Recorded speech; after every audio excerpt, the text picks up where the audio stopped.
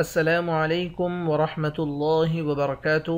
آج انشاءاللہ سورۃ القیامہ تجوید کے ساتھ ہم سیکھیں گے۔ اعوذ باللہ من الشیطان الرجیم۔ الی ربک یومئذ المستقر، ينبأ الإنسان يومئذ بما قدم وأخر، بل الإنسان على نفسه بصيرة ولو ألقى معاذيره، لا تحرك به لسانك لتعجل به، إن علينا جمعه وقرآنه،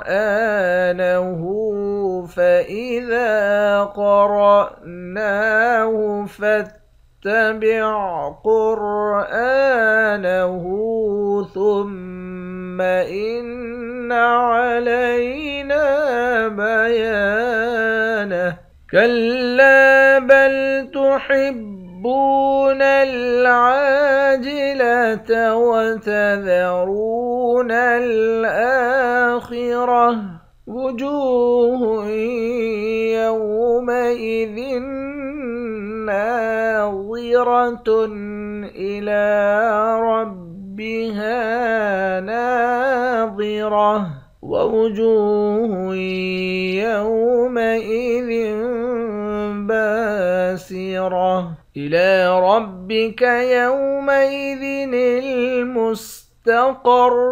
لام پر کھڑا زبر ہے، کھڑے زبر کو ایک الف کی مقدار کھینچ کر پڑھتے ہیں۔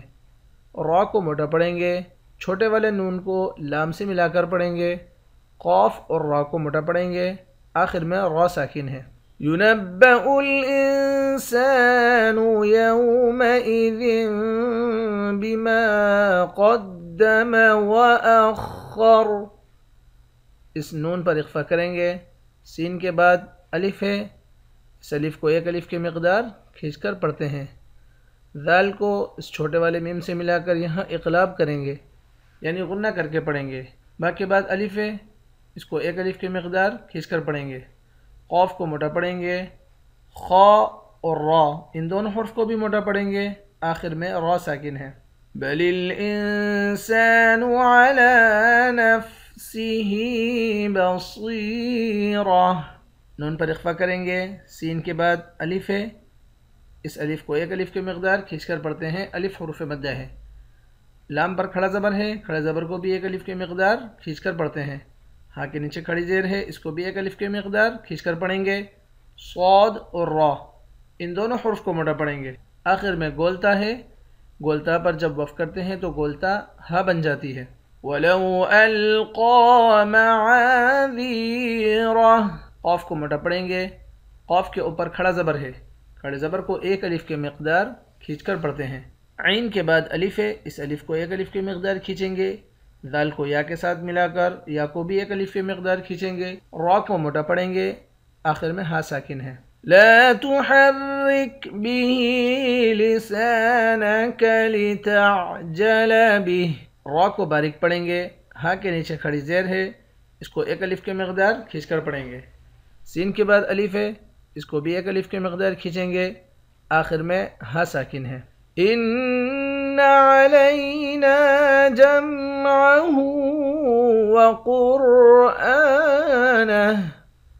نون مشدد پر غنہ کریں گے، نون کے بعد الف ہے، الف حروف مدہ ہے، حروف مدہ کو ایک الف کی مقدار کھینچ کر پڑھتے ہیں۔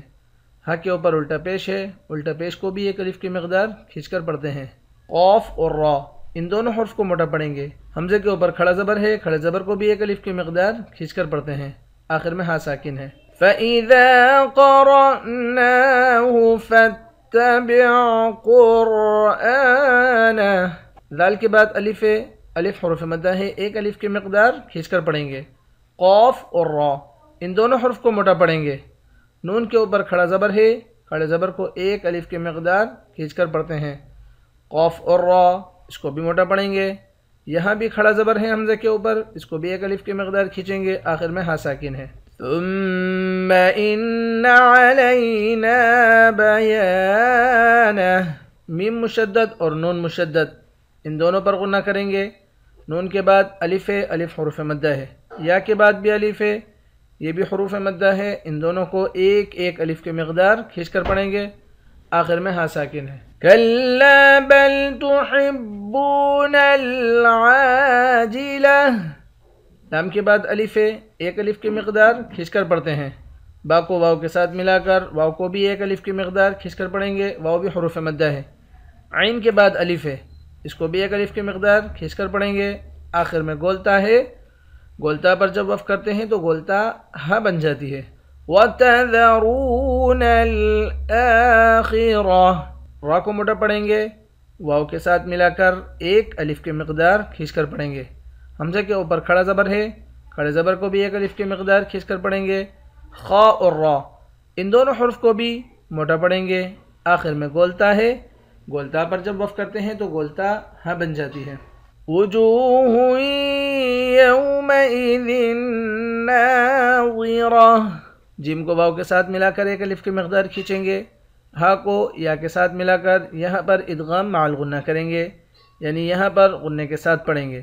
نون مشدد پر غنہ کریں گے، نون کے بعد الف ہے، ایک الف کی مقدار کھینچیں گے۔ ضاد اور را ان دونوں حروف کو موٹا پڑھیں گے، آخر میں گولتا ہے، گولتا پر جب وقف کرتے ہیں تو گولتا ہاں بن جاتی ہے۔ الی ربها ناظرہ، لام کے اوپر کھڑا زبر ہے، کھڑے زبر کو ایک الف کی مقدار کھینچ کر پڑھیں گے، را کو موٹا پڑھیں گے، ہا کے بعد بھی الف ہے اور نون کے بعد بھی الف ہے، ان دونوں کو ایک ایک الف کی مقدار کھینچ کر پڑھیں گے، دونوں حروف مدہ ہیں۔ ضا اور را ان دونوں حرف کو موٹا پڑھیں گے، آخر میں گولتا ہے، گولتا پر جب وقف کرتے ہیں تو گولتا ہاں بن جاتی ہے۔ وَوُجُوهٌ يَوْمَئِذٍ بَاسِرَةٌ، جیم کو واو کے ساتھ ملا کر ایک الف کی مقدار کھینچ کر پڑھیں گے، واو کو، ہا کو یا کے ساتھ ملا کر یہاں ادغام مع الغنہ کریں گے، یعنی غنے کے ساتھ پڑھیں گے۔ ذال کو اس چھوٹے والے میم کے ساتھ ملا کر یہاں اقلاب کریں گے، یعنی یہاں بھی غنہ کر کے پڑھیں گے۔ یومئذ، ذال میم دو زیر ذم، اس طرح پڑھیں گے۔ با کے بعد الف ہے، الف حروف مدہ ہے، ایک الف کی مقدار کھینچیں گے، را کو موٹا پڑھیں گے، آخر میں گولتا ہے، گولتا پر جب وقف کرتے ہیں تو گولتا ہاں بن جاتی ہے۔ الی ربک یومئذ المستقر، ينبأ الإنسان يومئذ بما قدم وأخر، بل الإنسان على نفسه بصيرة ولو ألقى معاذيره، لا تحرك به لسانك لتعجل به، إن علينا جمعه وقرآنه،